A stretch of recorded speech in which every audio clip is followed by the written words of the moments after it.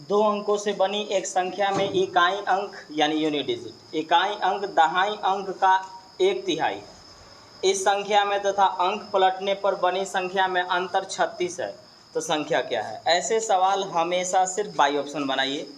By option सबसे बेहतर तरीका होता है, नहीं तो बहुत लंबा जाता है और दिक्कत है, बहुत कुछ इसमें और मिल जाएगा आपको। तो मैं आपको दोनों बताऊंगा, लेकिन आपको ज़्यादा से ज़्यादा फोकस करना होगा कि मैं बाई ऑप्शन बनाऊँ। ध्यान रखिए, 2 अंकों से बनी एक संख्या होनी चाहिए, तो ऑप्शन में 2 अंकों से बनी संख्या तो सब है। फिर इसके बाद बोलता है इकाई अंक। इकाई अंक का मतलब यूनिट डिजिट, ये वाला, इसको इकाई बोलते हैं, इसको दहाई बोलते हैं। तो बोलता है कि इकाई अंक दहाई अंक का 1/3 होना चाहिए, 1/3 होना चाहिए। तो आपको ये देखना चाहिए कि उसका जो 1/3 के बारे में कहा जा रहा है, तो इसका 1/3 ये होना चाहिए। तो क्या आपको 6 का 1/3 4 मिलेगा? ना। क्या 7 का 1/3 3 होगा? 4 का 1/3 2 होगा? आधा है, आधा होगा। 8 का आधा ना 4 है जी। आपसे बोला जा रहा है कि इसका 1/3 होना चाहिए। क्या इसका 1/3 4 होगा? ऐसे देखने में ही लग रहा है कि 6 का 1/3 2 होगा। 6 का 1/3 2 होगा। तो 6 का 1/3 अगर 2 होगा तो मेरा आंसर हो गया 62, यानी संख्या कितना है? 62 है। अब इसमें और सुनिए क्या बोलता है। बोलता है ना कि इसके इकाई अंक, पहला कंडीशन पूरा हुआ कि इसका जो इकाई अंक है यानी 2 है, वह दहाई का यानी 1/3 का 1/3 है। तो 2 तो आगे ये प्रूफ हो गया, पहला कंडीशन। दूसरा बोला ना कि अंक अगर आप पलट दीजिएगा, तो अंक पलटने का मतलब है कि 62 है, अंक पलटिएगा तो 26 बनेगा। अगर 36 है, अंक पलटेंगे तो 63 बनेगा। अगर 42 है, अंक पलटेंगे तो 24 बनेगा। ये कंसेप्ट होता है इसका मतलब। तो कह रहा है कि अगर मैं अंक पलटूँ तो जो संख्या बनेगा, तो 62 को अगर मैं पलटूंगा तो 26 बनेगा, और बोलता है कि उसका अंतर 36 आना चाहिए, यानी इसको घटाऊंगा तो 36 आना चाहिए। तो घटाने पर 36 भी आ जा रहा है। इसका मतलब वो मेरा संख्या कितना है? 62 है। अब इसको बेसिक से देखिए, थोड़ा सा जानकारी के लिए ज़रूरी है। देखिए, दहाई अंक मतलब देखिएगा, आपको कहना है कि इकाई अंक दहाई अंक का, तो देखिए जिससे तुलना कराया जाएगा उसको मानिएगा। तो बोलता है कि 2 अंकों से बनी एक संख्या में इकाई अंक दहाई का 1/3 है, यानी पहले दहाई वर्ड यूज़ किया है। तो दहाई अगर x होगा तो इकाई जो होगा ना, इकाई वह x का 1/3 होना है। ठीक है। अब संख्या के बारे में कहा जाता है कि 2 अंकों से बनी संख्या में होता है 10x + y।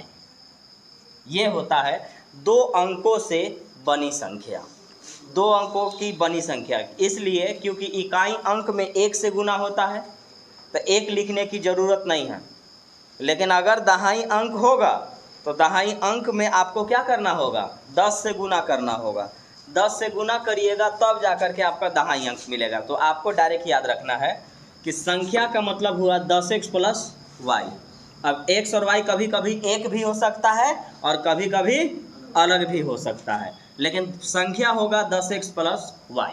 क्यों? क्योंकि ये रहा इकाई अंक और ये रहा दहाई अंक। दहाई में 10 लगा हुआ होना चाहिए। हाँ, ये आप पलट सकते हैं, यानी इस जगह y लिख सकते हैं, इस जगह पर आप x लिख सकते हैं, उससे कोई दिक्कत नहीं है। लेकिन आपको लिखना होगा इसी प्रकार से। तो अगर इस प्रकार से लिखना पड़ेगा तो क्या करना पड़ेगा? तो देखिए, अभी आप यहाँ पे अगर इसके हिसाब से बनाइएगा तो इसके हिसाब से देखिए बहुत ज़्यादा टाइम लगेगा, क्योंकि जब ये संख्या है तो मैं थोड़ा सा हिंट्स दे के दिखा रहा हूँ। मान लेते हैं कि इकाई अंक अगर x है तो दहाई अंक क्या होगा? x का 1/3 होना चाहिए। तो संख्या क्या होगा? तो संख्या आपका जो होगा,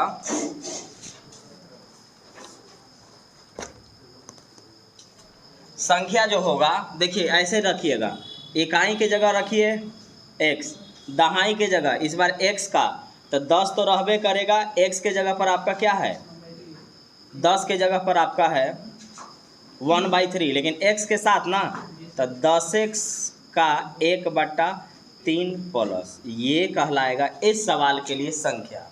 अब तो इसको पहले सॉल्व करना है, और दूसरा फिर जब बोलेगा कि अंक पलटिए, तो अंक पलटने का मतलब इसको यहाँ लाइएगा।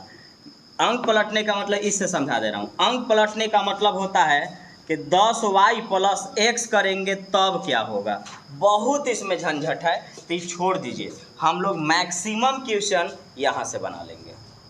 हम सिर्फ समझाना चाह रहे थे कि संख्या 2 अंकों से बनी संख्या का मतलब 10x प्लस y होता है। बाकी हम लोग आराम से बाई ऑप्शन ही बनाएंगे पूरे सवाल को। 2 अंकों से बनी एक संख्या में इकाई अंक दहाई से 5 अधिक है। अंकों को पलटने से प्राप्त संख्या मूल संख्या से 45 अधिक होना चाहिए। संख्या क्या है? जितना कंडीशन बोला है वो पूरा होना चाहिए। इकाई अंक तो शुरू वाले को कहते हैं और दहाई अंक बाद वाले को। कंडीशन पहला, इकाई अंक दहाई से 5 ज़्यादा होना चाहिए। क्या 8 3 से 5 ज़्यादा है? हाँ। 9 4 से 5 ज़्यादा है? क्या 3 8 से 5 ज़्यादा है? तो ये तो गया। अब आइए इन दोनों में। हाँ, पहला कंडीशन इकाई अंक दहाई से 5 ज़्यादा, इकाई अंक दहाई से 5 ज़्यादा। अंक पलटिए, पहले इसको पलटिए, पलटेंगे तो बनेगा 83, और इसको फिर अंतर देखेंगे 38, अंतर देखेंगे तो कितना आएगा? 45 आएगा। इसको भी देख लीजिए, अगर 49 को पलटेंगे तो 94, 94 में से 49 घटाएंगे तो 45। अब याद रखना है कि बन तो गया, लेकिन अगर ऑप्शन में ये होगा ज्ञात नहीं कर सकते हैं, तो आप 2 ऑप्शन चेक कर लीजिएगा। क्योंकि अगर 2 ऑप्शन चेक नहीं करिएगा तो पहला उठाते तो पहला ही सही मार के निकल जाते, या दूसरा उठाते तो आप दूसरा सही मार के निकल जाते और आंसर गलत हो जाता। इसलिए क्योंकि जब आप इसको बेसिक से बनाइएगा ना, तो बेसिक से ये नहीं बनेगा, मतलब कहीं पे जा कर के ये रुक जाएगा और उसके आगे बढ़ेगा ही नहीं, क्योंकि इसमें कोई एक डेटा है जो मिसिंग है, इसमें वो जानकारी नहीं है जिससे पूरा बना सकते हैं। अब आप कहिएगा कि हम कैसे जानें? बेसिक से तो हम बना नहीं रहे हैं, ऑप्शन उठा रहे हैं। तो याद रखना है, बेसिक से अगर आप बनाइएगा तो इसे 4-5 मिनट लगेगा, एकदम फिक्स है, तो वो तो बनेगा ही नहीं। दूसरा, हम लोग उठा रहे हैं बाई ऑप्शन, तो बाई ऑप्शन में ध्यान रखना है, अगर ऑप्शन में ज्ञात नहीं किया जा सकता, अगर ऑप्शन में है तो हम कम से कम 2 की जरूर चेक करके देखेंगे, और उसका पहचान ये है कि दोनों से आंसर आएगा। दोनों से आंसर क्या होगा? आएगा। तो अगर दोनों से आंसर आएगा तो आंसर होगा मेरा ज्ञात नहीं किया जा सकता है। और अगर सिर्फ एक आएगा और ऑप्शन में ज्ञात नहीं किया जा सकता, अगर नहीं दिया है, तो चुपचाप ए को चेक करेंगे और आंसर मारेंगे। आंसर ऑप्शन डी होगा।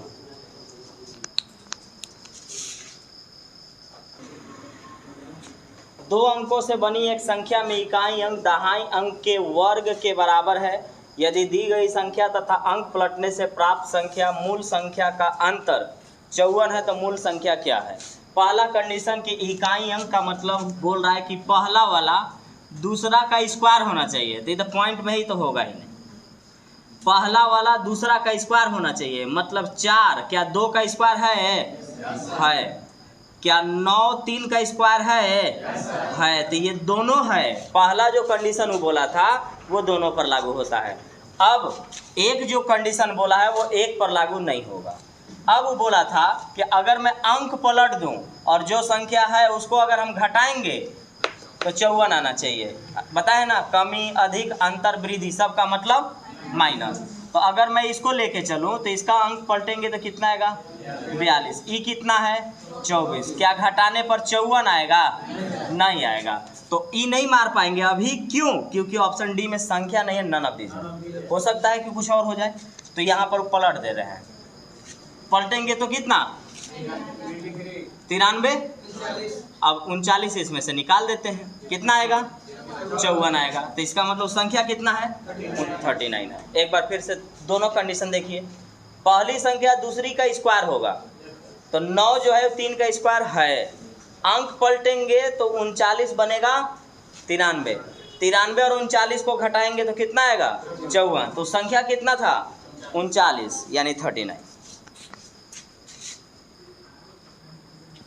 n बराबर इतना धनात्मक पूर्णांक है जिसके दहाई और इकाई अंक a और b है, यदि n 5, 8, 9 से विभाज्य है तो 10a प्लस b का मान क्या होगा। यानी सिर्फ ये a भी पूछना चाह रहा है, ये कह दिया कि n इनसे कट जाएगा, तो बराबर में आप इधर लिखे हैं तो ये भी इनसे कट जाएंगे, ये ना मतलब हुआ। बोलता है कि n कटेगा तो n के वो बराबर लिख रहा है, तो n बराबर है का मतलब हुआ कि यहाँ जो संख्या है वही संख्या यहाँ होगी, क्योंकि आप इसको जब इनसे काट सकते हैं तो ये भी काट लेंगे और यहाँ बराबर का साइन है। तो हम कह सकते हैं कि अगर ये कटने लायक है तो आपको हम एक बात बताए हैं ना कि जब कभी भी 2-3 संख्या से काटना पड़े, 2 से भी, 3 से, 4 से भी, तो हम सबसे नहीं काटते चलेंगे बल्कि उनका एलसीएम निकाल लेंगे। तो ये आइए, तो 5, 8 और 9 का जब हम एलसीएम लेंगे तो आएगा 360। हम सिर्फ 360 से काट के देख लेंगे। अब 360 से काटना किसको है तो 475 ए और बी को, जिसमें ध्यान रखिएगा दहाई अंक a है और इकाई अंक b है। इकाई अंक यानी ये वाला आपका इकाई है और ये वाला आपका क्या है, दहाई है। इसको आप काट किस से रहे हैं 360 से, यानी 0 से काट रहे हैं, तो ये तभी पॉसिबल है जब यहाँ 0 होगा, तब b फिक्स हो गया 0, क्योंकि आप किसी 0 वाले संख्या से ऊपर में कोई काटना चाहते हैं तो वहाँ 0 होना चाहिए। जैसे 10 से काट रहे हैं तो ऊपर 100 होना चाहिए, 200 होना चाहिए, 300 होना चाहिए, मतलब 0 वाली संख्या होनी चाहिए। तो ये b हमने क्या कर दिया 0। अब हम 0 वाला ये 0 हम हटा दिए, बचा क्या मेरे पास 36। तो 36 को मैं 2 तरीके से देख लूँगा। 36 को मैं 2 तरीके से देख लूँगा। पहला तो मैं ये देख सकता हूँ कि 2 तिया 6 गुने 6 था, ये 2 तिया 6 छक 36। अब आपको नियम पढ़ा चुका हूँ कि 2 से कटने के लिए ज़रूरी है कि लास्ट में 0 या सम संख्या होना चाहिए, तो लास्ट में 0 है। 3 से कटने के लिए ज़रूरी है कि उनके अंकों का योग 3 से कटना चाहिए, तो उनके अंकों का योग हम देखेंगे। तो 7 और 4 11, 11 और 5 16, 16 और 0 16, 16 0 16, ए बचा 16 में मैं कितना जोड़ूं कि यह कट जाए, तो आप कहेंगे कि 2 जोड़ लीजिए ना, 18 हो जाएगा। और 18 में 2 से 3 से मैं क्या करूँगा काट लूँगा, क्योंकि अंकों का योग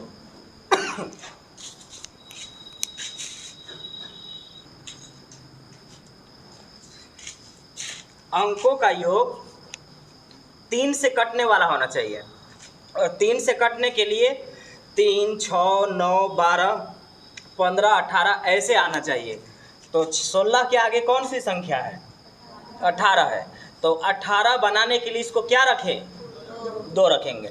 अब 6 से काटने का नियम कहता है कि 2 और 3 दोनों से कटना चाहिए, तो 2 को भी मैंने प्रूफ किया, 3 को भी प्रूफ किया, तो इसका मतलब a का वैल्यू कितना होगा 2, b का वैल्यू तो रख लीजिए यहाँ, a का वैल्यू 2 और b का वैल्यू 0, तो 10 दूना 20 और 0 20।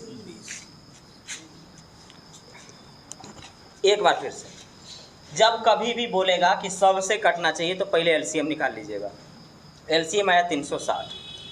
यहाँ पर काट किससे रहा हूँ तो 0 वाला से, तो 0 वाला से कटने के लिए ये 0 होना ज़रूरी है, तो b मैंने 0 कर दिया।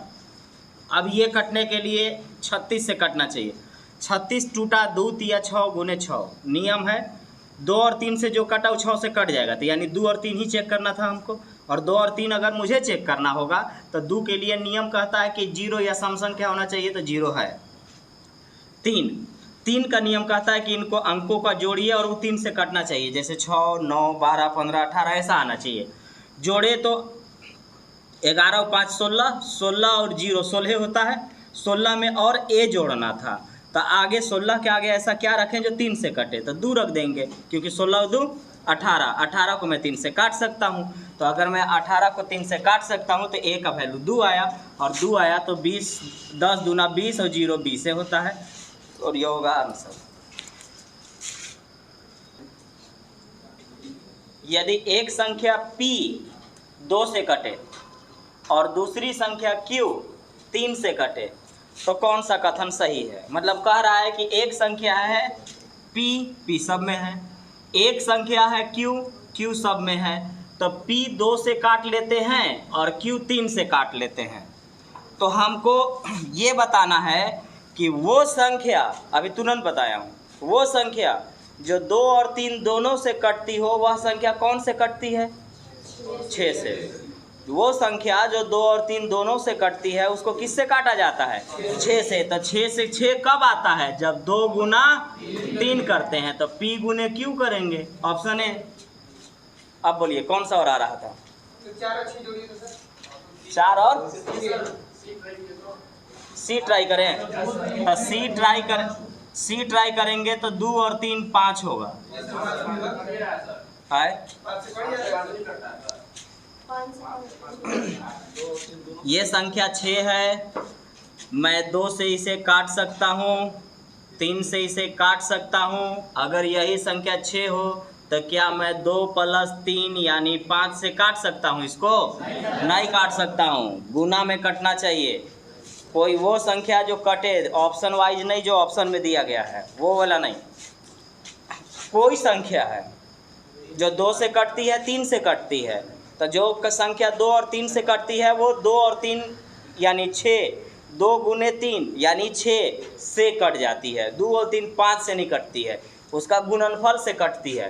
तो इसका गुणनफल ये है p गुने q, 6 से विभाजित है, 5 से नहीं।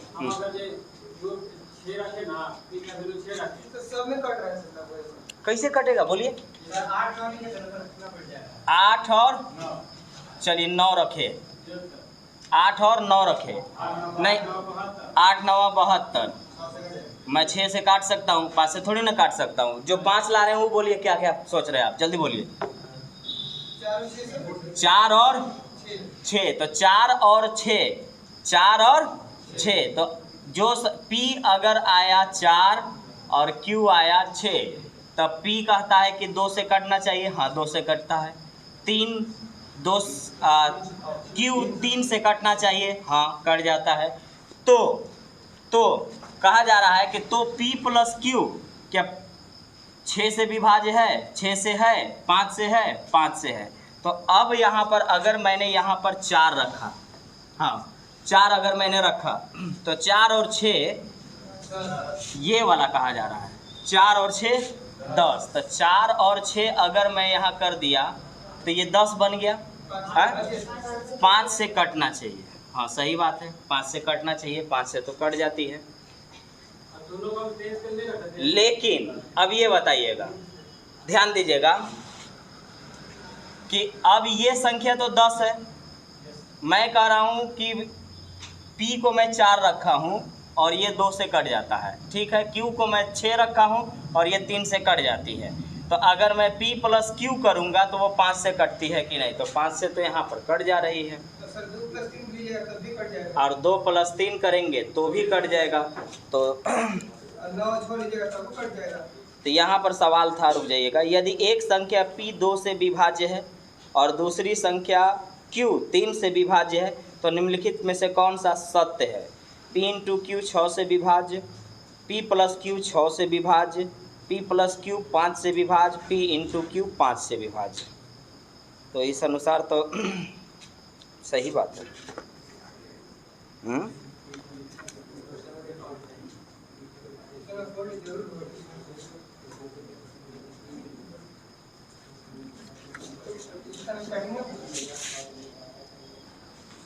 देखिए सही बात है, अभी तक ये 2 है।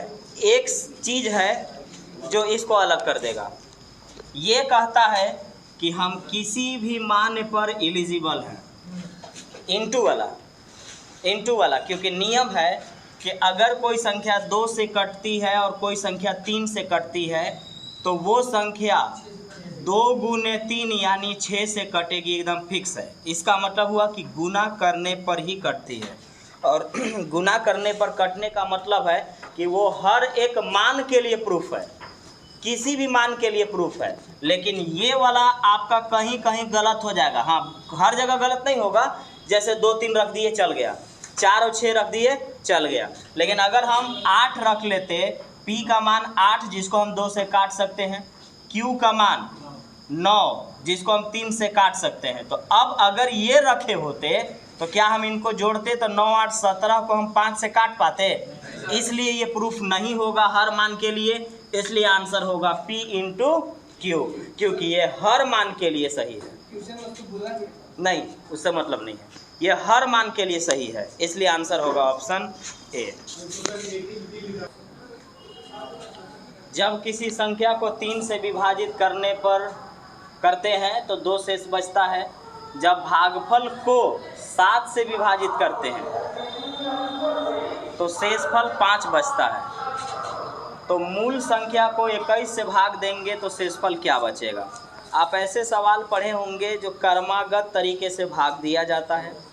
कर्मागत तरीके से भाग दिया जाता है, कर्मागत का एक नियम होता है, वो अभी आपको हम नहीं पढ़ाए हैं, पढ़ाएंगे आगे।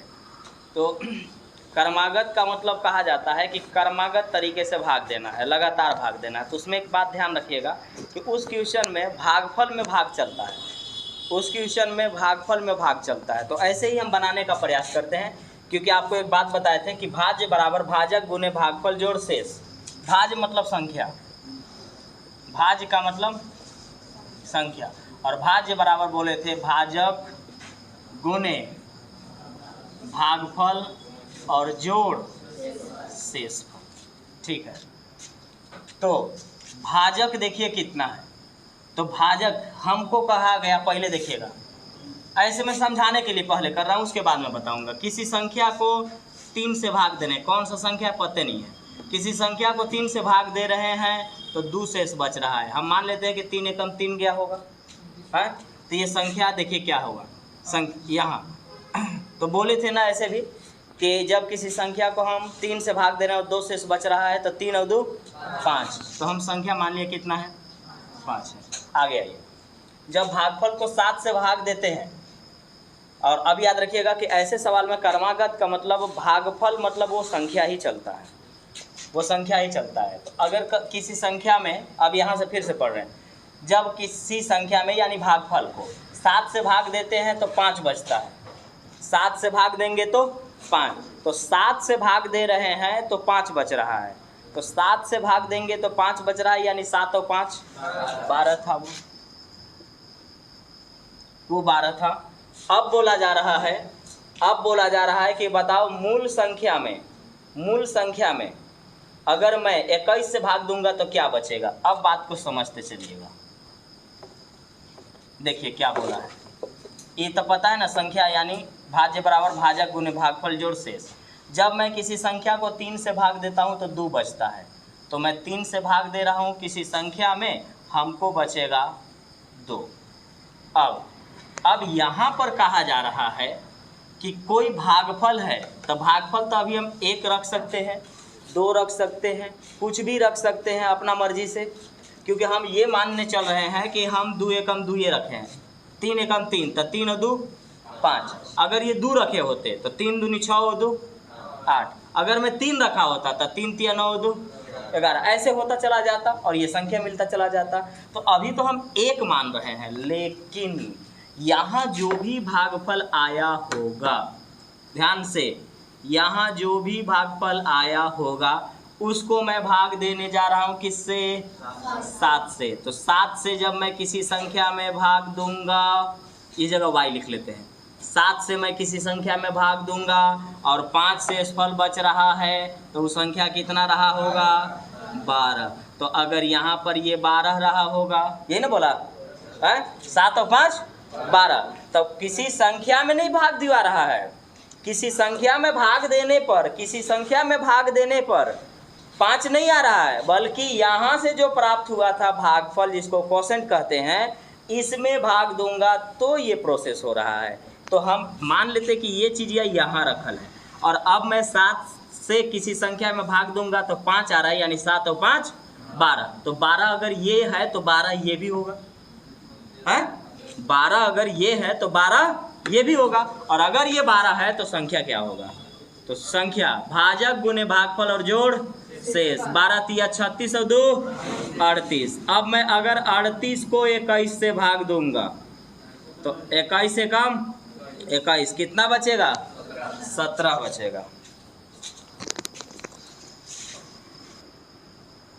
बोल रहा था कि किसी संख्या में 3 से भाग देता हूं तो 5 बचता है, तो इसका मतलब 3 और 2 5 था वो, 3 और 2 5 था वो। तो ये तो 5 हम अपनी मर्जी से समझे कि 5 था। क्यों? क्योंकि इसको मैं 1 समझ रहा था। आगे बोला कि जो भी भागफल यहाँ आया होगा अगर मैं उसमें 7 से भाग दूंगा तो 5 बचेगा। तो अगर ये भागफल यही है और इसको 7 से भाग दे रहे हैं और 5 बच रहा है, तो इसका मतलब 7 और 5 12 था, क्योंकि 7 एकम 7, 5 बचेगा। तो इसका मतलब ये 12 था। तो अगर ये 12 होगा तो यहाँ भी तो बढ़े रहेगा, और अगर ये 12 रह गया तो ये संख्या क्या है? तो ये होता है भाजक गुने भागफल और जोड़ शेष। 12 तिया 36 और 2 38। 38 को 21 से भाग देंगे, कितना बचेगा? 17 बचेगा।